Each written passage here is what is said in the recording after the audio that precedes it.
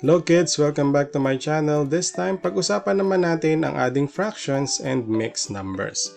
Kung nahihirapan ka sa pag-add ng fractions and mixed numbers, para sa iyo ang lesson na ito. Let's watch this. Okay, so una nating dapat malaman in adding fractions ay ang steps paano to gawin. Okay, una, you have to convert dissimilar fractions into similar fractions. Okay, tandaan natin, pag nag-a-add tayo ng fractions, dapat similar muna sila. Ano ba itong similar fraction? Pag sinabing similar fraction, ang denominators nila or yung number sa ilalim ay dapat magkapareho. Kung dissimilar fraction sila or magkaiba, kailangan mo muna siyang i-convert to similar fraction. Tandaan natin yan ha. So, kailangan muna similar fraction. Kung hindi siya similar or dissimilar fraction siya, you have to convert to similar. At paano natin gagawin yon? So in converting dissimilar fractions to similar fractions, we need to get the LCD or the least common denominator. And then, tsaka tayo mag-rename ng fraction. Okay? Maya magbigay tayo ng halimbawa. Pangatlo, add the whole numbers and the fraction parts. So ang whole numbers, yan yung kasama sa mixed number. So kung mixed number, kailangan mong i-add yung parehong whole numbers at i-add mo naman yung parehong fraction. Okay, so magkaiba ang paraan ng pag-add natin mamaya dyan. Tingnan natin mamaya. And the last one, we have to simplify the answer whenever possible. Or ibig sabihin, dapat ang ating final answer ay laging naka-lowest term or simplest form. Okay, magbigay na tayo ng halimbawa. So magbigay muna tayo ng similar fraction na pinagsama.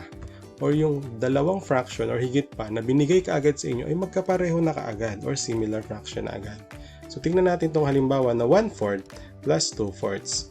So parehong ang denominator niya ay 4. Ibig sabihin similar fraction na siya. So in adding fractions, ang ating i-add lamang ay numerator at ang denominator na magkapareho ay dapat lamang nating kopyahin. Tandaan mga bata, kokopyahin lamang ang denominator, hindi i-add. Ang i-add natin ay yung numerator. So add natin yung 1 plus 2, we have 3. Okay? So we have 3/4. Tandaan, yung denominator ay kinopya lang. Ang numerator lamang ang nai-add natin. Okay? Now, tingnan natin kung siya ba ay naka-lowest term na. Yung 3/4, meron pa ba siyang greatest common factor maliban sa 1? Wala na. So, ibig sabihin, yung 3/4 ay final answer na natin. At isa pang tip, kapag ang numerator at ang denominator ay magkasunod na number or consecutive number, gaya nito, we have 3 and 4, magkasunod sila, ibig sabihin noon, naka-lowest term na yung number natin or yung fraction natin. Okay?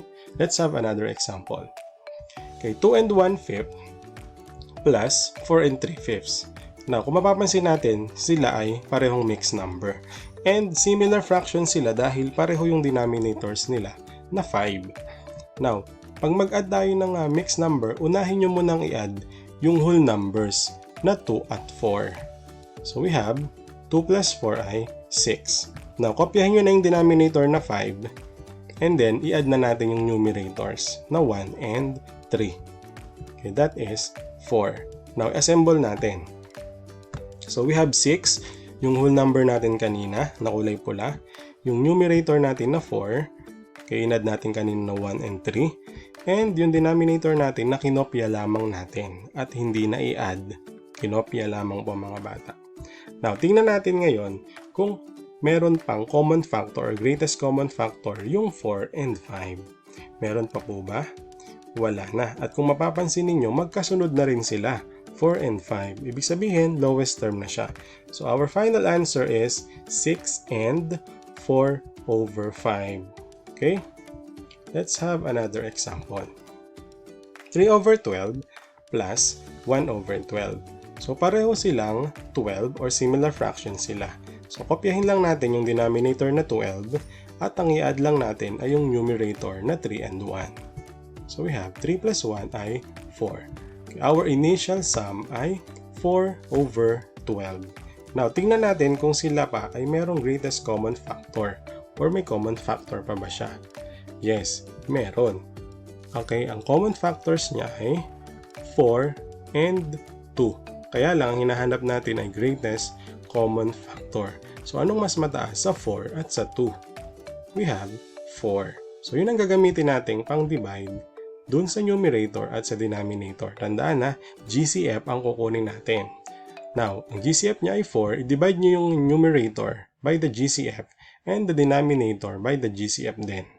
Kaya ang sagot natin ay 4 divided by 4, we have 1. And 12 divided by 4, we have 3. Okay, so this is our final answer. Okay, another example. We have 4 and 6 over 10 plus 3 and 4 over 10. So, mixed number ulit. Similar pa rin sila dahil pareho silang 10. Now, add natin yung whole numbers niya na 4 and 3. So, we have 7. Then, copy the denominator 10 and add na natin yung numerator na 4 and 6. So, we have another 10. Now, assemble natin. So, yung whole number natin kanina na 7, kulay red. And then, yung numerator natin na 10.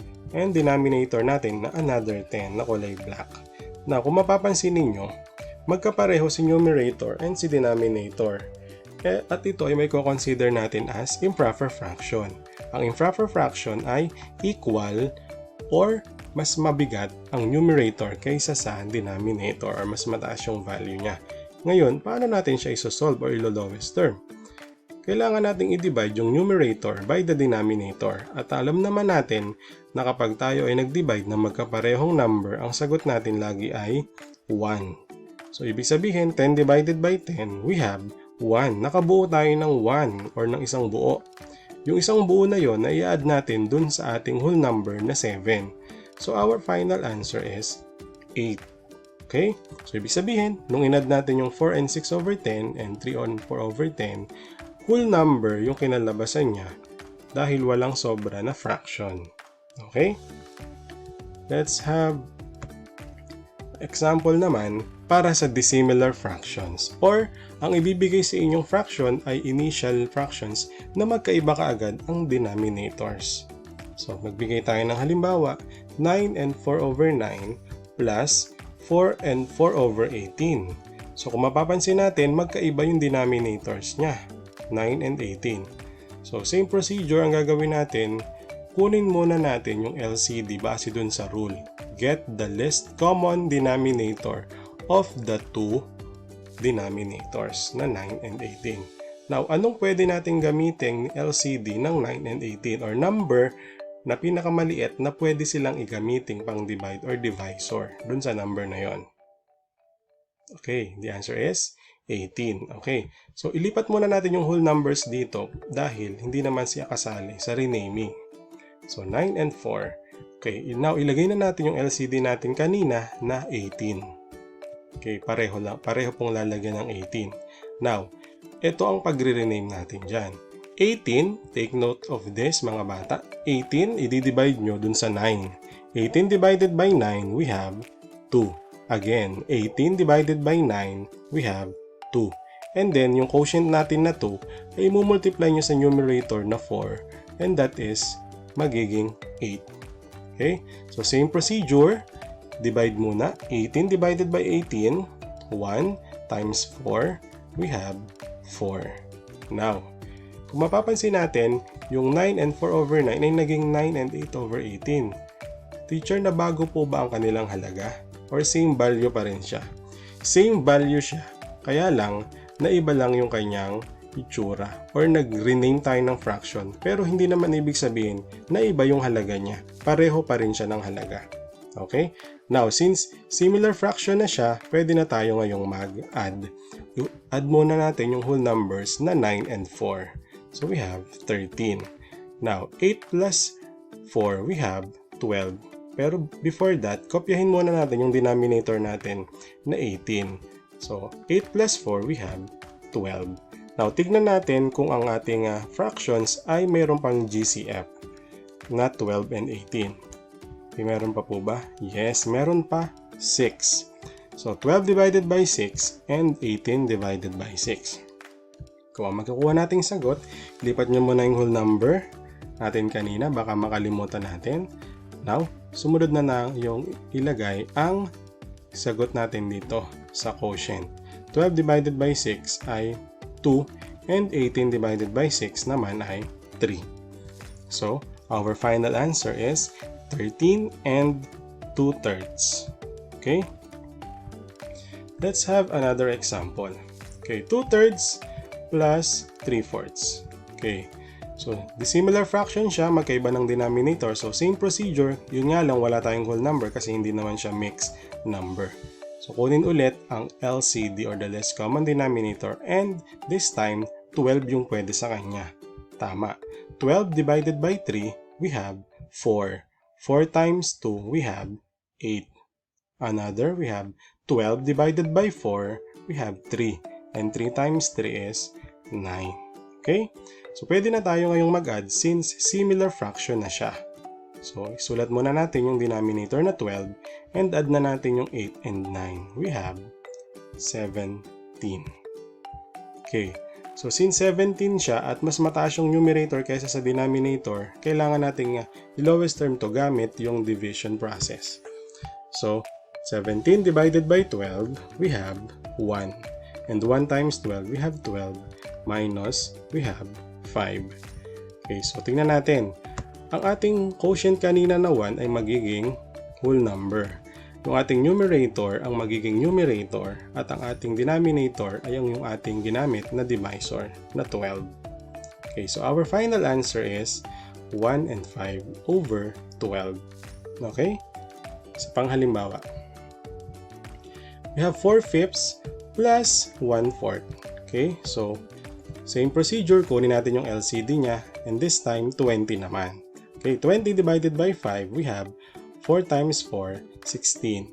20 divided by 4, we have 5 times 1, that is 5. Now, add na natin. Kopyahin nyo muna yung denominator na 20, and 16 plus 5, we have 21.